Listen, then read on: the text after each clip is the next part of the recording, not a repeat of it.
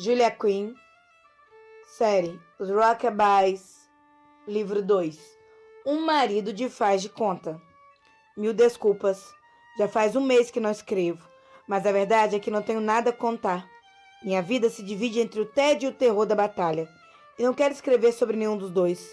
Contudo, chegamos ontem a Newport, e depois de uma boa refeição e um bom banho, já estou voltando a me sentir eu mesmo. Carta de Thomas Harcourt à irmã Cecília. Capítulo 15.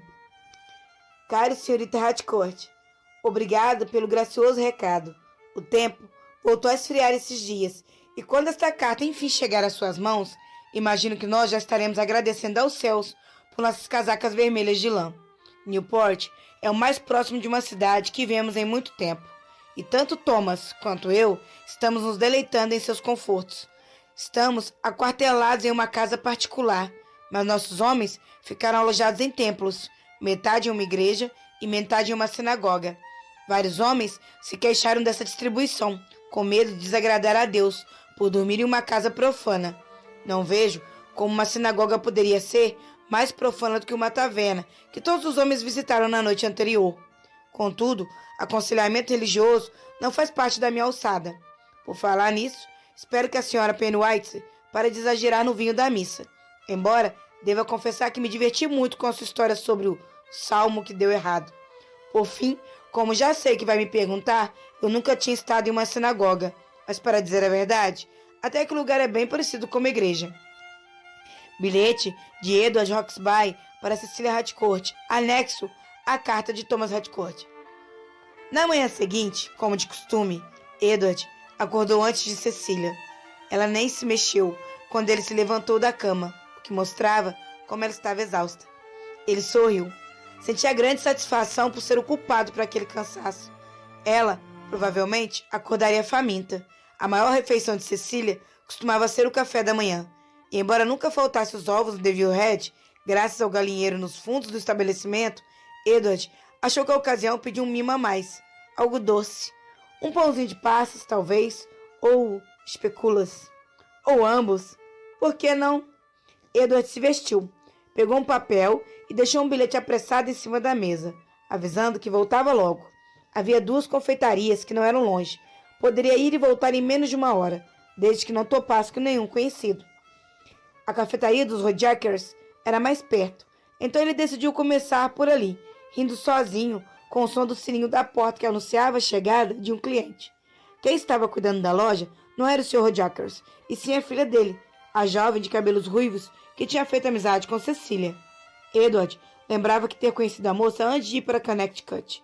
Tanto ele quanto Thomas preferiam a confeitaria holandesa à inglesa, que ficava depois da esquina. Edward sentiu uma nota de melancolia no sorriso. Thomas era muito chegado a doces, assim como a irmã. Bom dia, senhor, cumprimentou a confeiteira, batendo a farinha das mãos enquanto vinha dos fundos da loja. Bom dia, minha senhora, respondeu Edward com um leve floreio de cabeça. Era uma pena que não se lembrasse do nome dela, mas dessa vez, pelo menos, era um lapso honesto. Se não lembrava como ela se chamava, não era porque a informação estivesse escondida na parte nebulosa de sua memória, mas sim porque ele sempre fora ruim com nomes mesmo.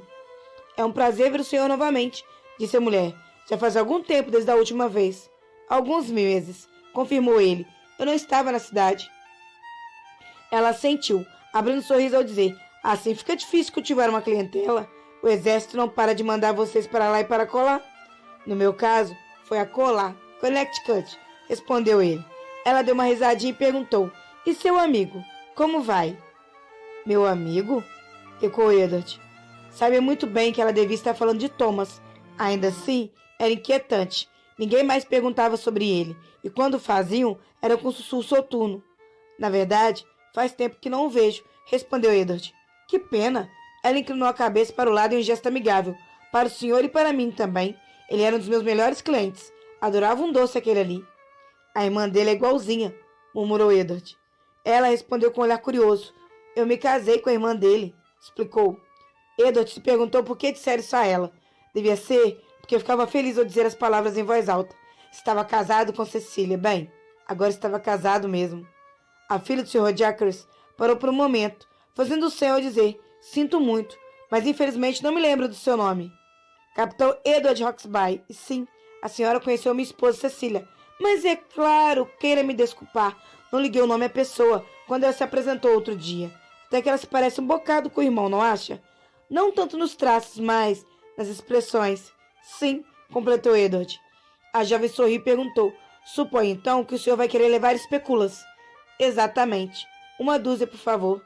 Na verdade, acho que nunca nos apresentamos devidamente, disse ela, agachando-se para pegar uma bandeja de biscoitos numa prateleira baixa. Sou a senhora Beatriz Leverett. Cecília falou muito bem da senhora, senhora Leverett. Edward aguardou pacientemente enquanto a mulher contava os biscoitos. Estava bastante ansioso para ver a reação de Cecília ao receber o café da manhã na cama. Ou melhor, os biscoitos na cama, que seria ainda mais formidável, exceto pelas migalhas. Pensando bem, talvez a ideia não fosse tão boa assim. O irmão da senhora Roxby ainda está em Connecticut? Os devaneios apaixonados de Edward morreram. Perdão?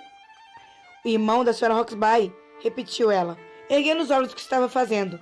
Achei que ele tinha ido com o senhor para Connecticut. Edward ficou imóvel. Como a senhora sabe disso? Não era para eu saber? Thomas estava comigo em Connecticut? Falou Edward. Sua voz suave parecia estar testando a validade da afirmação, quase como quem experimentava um casaco novo.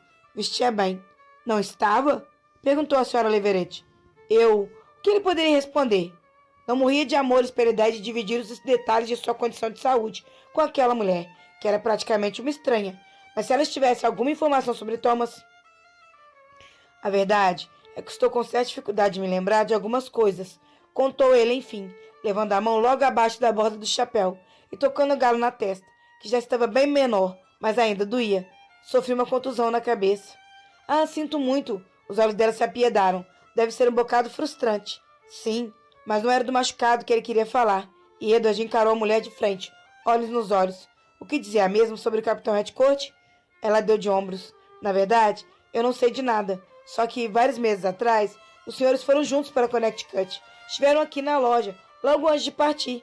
Vieram buscar mantimentos. Mantimentos? Repetiu Edward. O senhor comprou pão, disse ela, dando uma risadinha. Já o seu amigo, ele tem uma queda por doces. Eu bem que avisei que as especulas não iam resistir à viagem. Terminou ele. Exatamente, afirmou ela. Avisei que ia esfarelar. E esfarelaram mesmo, respondeu Edward baixinho. Não se salvou nenhuma. E então, a memória dele voltou como uma enxurrada. Stubbs! O coronel ergueu os olhos de sua mesa, visivelmente assustado com o rugido furioso de Edward. Capitão Roxby, céus, o que houve? O que houve? O que houve? Edward teve que se controlar muito para conter a raiva. Saíram da confeitaria holandesa soltando fogo pelas ventas, deixando as compras para trás e, praticamente, correram pelas ruas de Nova York até chegar ao escritório do coronel Stubbs, no prédio que estava sendo usado como quartel-general das forças inglesas. Seus punhos estavam cerrados, duros como aço, e o sangue rugia em seus ouvidos, como se estivesse no campo de batalha. A única coisa que impedia Edward de agredir seu comandante era a ameaça de ir à corte marcial. Você sabia, acusou Edward com a voz trêmula de raiva. Sabia que Thomas Harcourt... Stubbs se levantou devagar, enrubescendo por baixo dos bigodes. Do que exatamente está falando? Ele foi a Connecticut comigo. Por que diabos não me disse antes? Como expliquei, respondeu Stubbs num tom severo. Eu não podia correr o risco de influenciar suas lembranças. Isso é maior balela, e o senhor sabe muito bem. Vociferou Edward. Quero saber a verdade.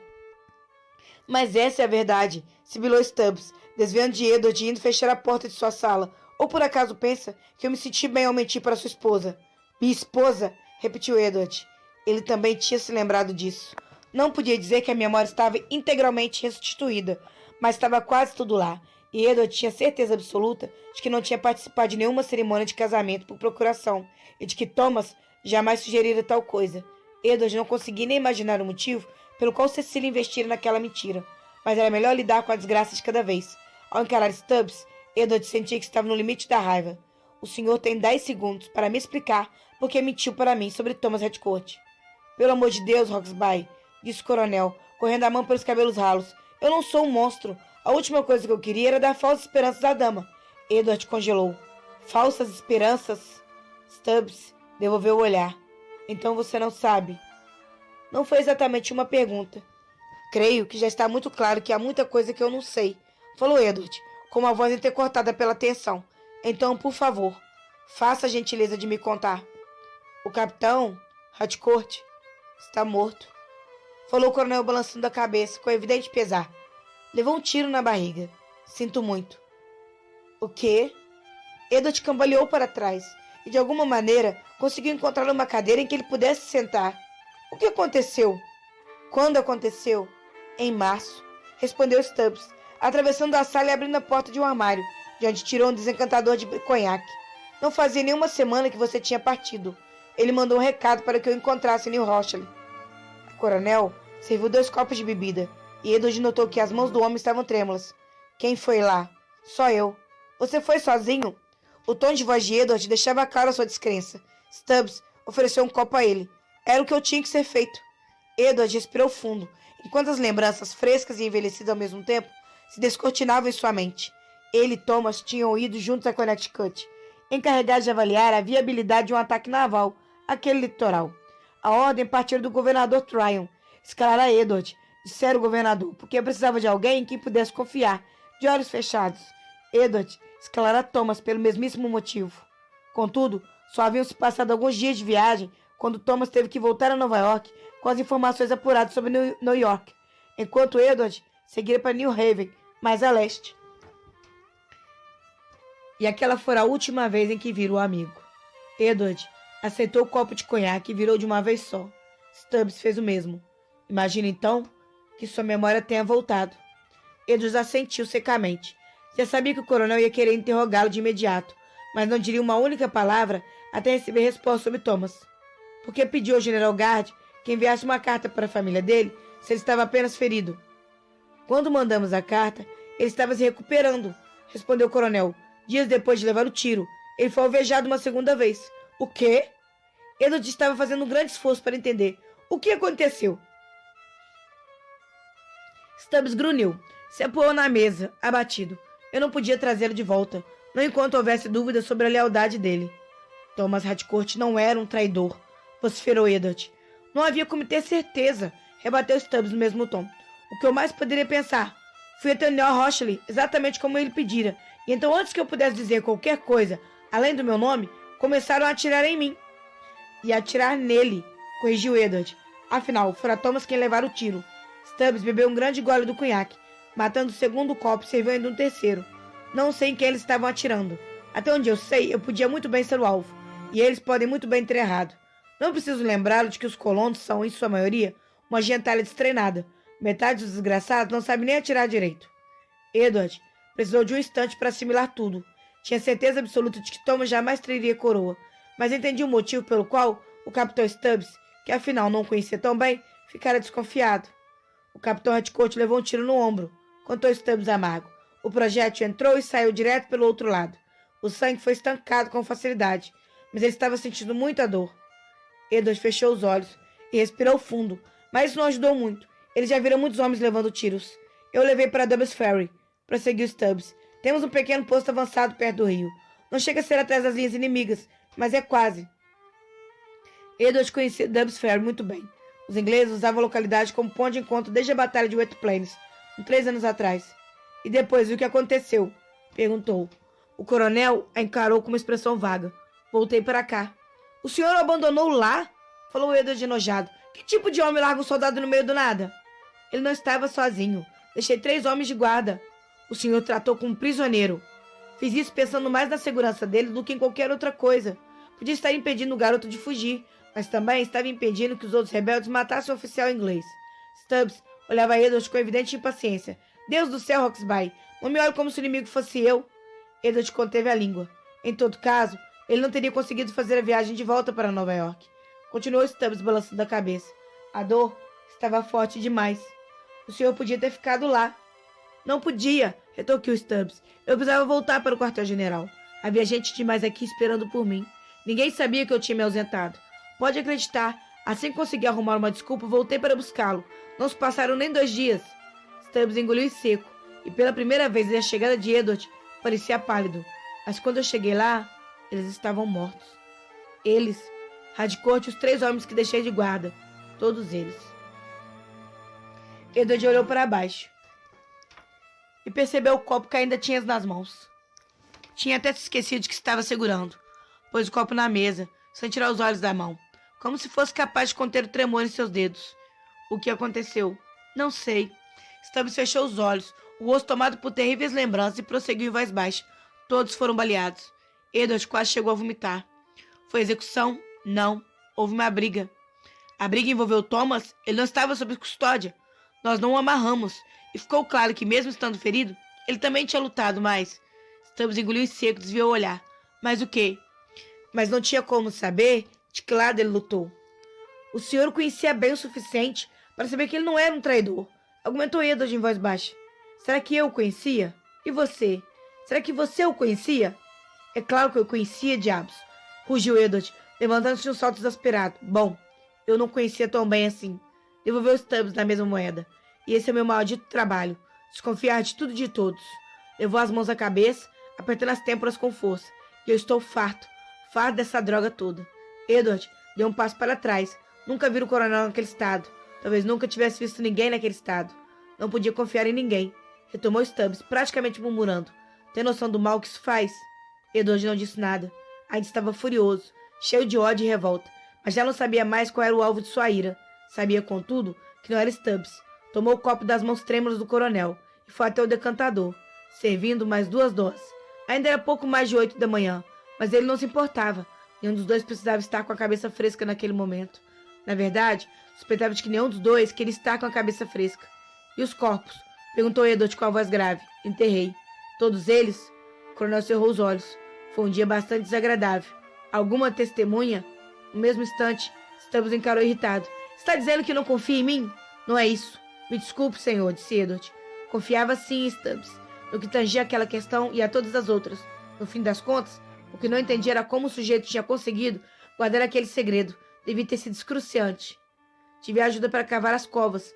Stubbs parecia exausto, arrasado. Caso deseje, posso fornecer o nome dos homens que me auxiliaram. Edward encarou durante um bom tempo e então respondeu. Não precisa. Então balançou devagar a cabeça, como se estivesse tentando chacoalhar os pensamentos para que eles voltassem para o lugar certo. Por que mandou aquela carta? Stubbs piscou atônito. Que carta? A do General Guard, dizendo que Thomas estava ferido. Presumo que ele tenha escrito a missiva a pedido do senhor. Quando a enviamos, era verdade, respondeu o coronel. Minha intenção foi avisar a família com a rapidez necessária. Logo na manhã seguinte, ao dia que deixei em Dobbs Ferry, havia um navio zarpando aqui do porto. E é claro que quando penso nisso agora... Correu o dedo pelos cabelos ralos e suspirou, os ombros murchando conforme exalava. Eu tinha ficado satisfeito por conseguir despachar a carta tão logo. O senhor nunca pensou que deveria escrever para corrigir esse erro? Havia muitas perguntas sem resposta. E como isso impedia de avisar a família? Perguntou Edward, incrédulo. Meu plano era mandar outra carta, assim que tivesse mais respostas, disse Stubbs secamente. Não podia prever que a irmã dele fosse cruzar o Atlântico para visitá-lo. Embora, pensando nisso agora, talvez ela tenha vindo por sua causa. Improvável, pensou Edward. Stubbs voltou para trás da escrivaninha e abriu uma gaveta. Estou com o anel dele. Sob o olhar de Edward, Stubbs pegou uma caixa, abriu e tirou dali um anel de sinete. Stubbs estendeu a joia para ele. Imagino que a família queira ficar com isso. Edward ficou encarando o aro de ouro na palma de sua mão.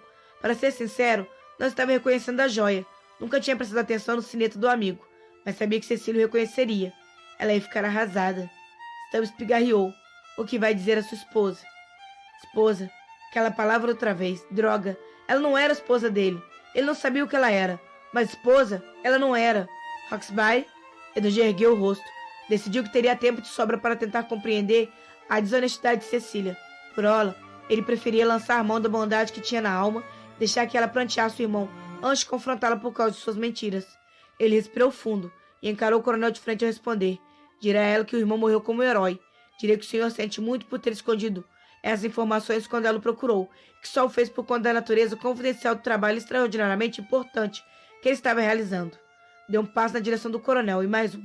Direi que o senhor planeja conversar com ela pessoalmente, para se desculpar por toda a dor que causou entregar qualquer homenagem póstuma que ele tenha recebido. Mas não houve, então arranje alguma, atalhou Edward. O coronel sustentou o olhar de Edward durante vários segundos e então falou. Vou providenciar uma medalha. Edward já sentiu, rumando para a porta, mas foi interrompido pela voz de coronel. Tem certeza de que mentir para ela é a melhor coisa a se fazer? Edward deu meia volta devagar. Como? Já não tenho mais muitas certezas na vida, disse Stubbs, suspirando. Mas se alguma coisa sobre a qual entendo, é casamento. Você não vai querer que seu relacionamento comece com uma mentira. É fato que não. O coronel encalou com uma expressão de curiosidade no olhar. Há algo que não está me contando, Capitão Roxby? Edward abriu a porta e se foi. Deu 3 passos para longe do campo auditivo do coronel, antes de murmurar. O senhor não faz ideia.